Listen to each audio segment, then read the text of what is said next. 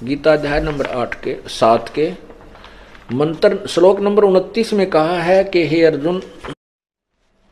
जो इस पूर्ण अखिल यानी पूर्ण ज्ञान को समझ लेता, तत्व ज्ञान को समझने के बाद फिर सभी आध्यात्मिक ज्ञान से परिचित हो जाता है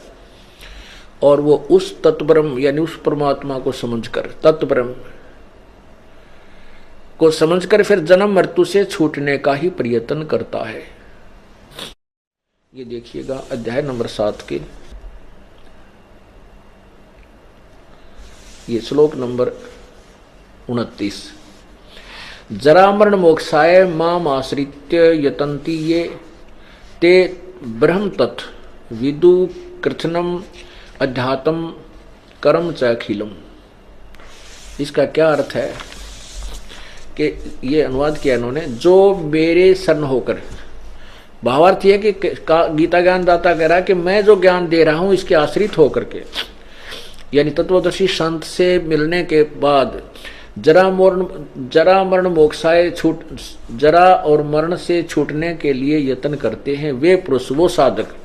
तत्व ब्रह्म, तत्व माने उस, ब्रह्म माने परमात्मा को, इस तत्व माने उस ब्रह्म को और संपूर्ण अध्यात्म को तथा संपूर्ण कर्मों को जानते हैं।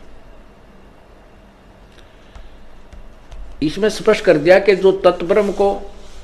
मेरे इस ज्ञान को आश्रित कर लें, जैसे मैं बता रहा हूं चौथे अध्याय के 34वें श्लोक में कि उस तत्व ज्ञान को तत्वदर्शी संतों के पास जाकर समझ, जो मेरे इस ज्ञान का आसरा लेकर तत्वदर्शी संतों के पास पहुंच जाते हैं और फिर पूरे संपूर्ण अध्यात्म ज्ञान से परिचित हो जाते हैं,